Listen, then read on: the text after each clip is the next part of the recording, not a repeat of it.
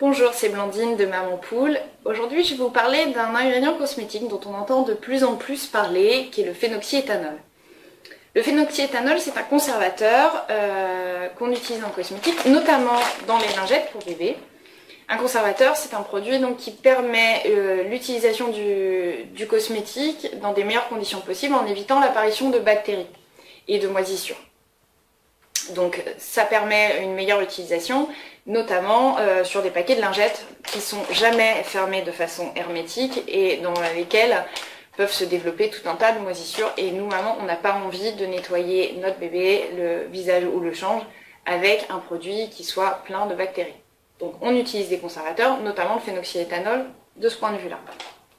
Cependant, sur les lingettes, notamment, l'Autorité nationale de sécurité du médicament, en décembre dernier, a recommandé aux industriels de ne plus utiliser de phénoxyéthanol dans leurs lingettes. Parce qu'il existe un doute sur la toxicité de ce produit au niveau du système reproductif chez le nouveau-né, chez le nourrisson.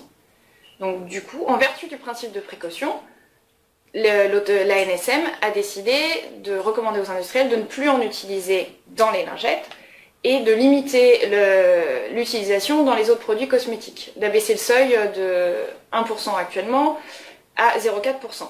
Ça reste une recommandation, c'est pas une obligation, c'est pourquoi on en trouve toujours dans ces produits-là, où c'est d'ailleurs le troisième ingrédient sur la liste, donc après l'eau et l'aloe vera, on trouve du phénoxyéthanol, donc c'est un vrai sujet.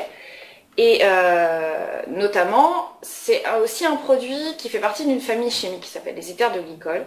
Ces produits-là, les éthers, passent la barrière du placenta. Donc c'est pourquoi j'aurais tendance, chez Maman Poule, je décide de sélectionner des produits qui ne contiennent pas de phénoxyéthanol.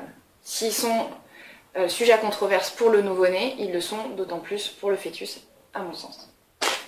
C'est un produit donc qui n'est pas interdit, qu'on retrouve aussi dans les cosmétiques, par exemple dans ce baume donc Lipicard, qui est un baume d'ailleurs sans parabènes, un baume corps pour les zones très très sèches.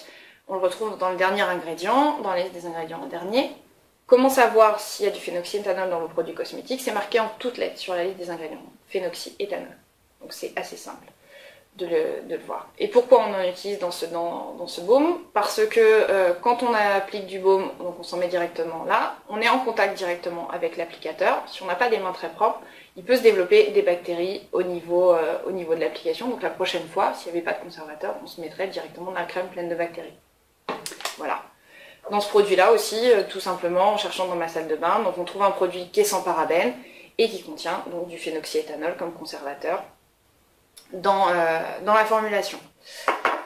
Donc c'est pourquoi nous, en vertu de ce principe de précaution, chez Maman Poule, on sélectionne des produits qui sont sans parabènes et sans phénoxyéthanol, justement pour limiter tous les risques quant à la future maman et à son bébé.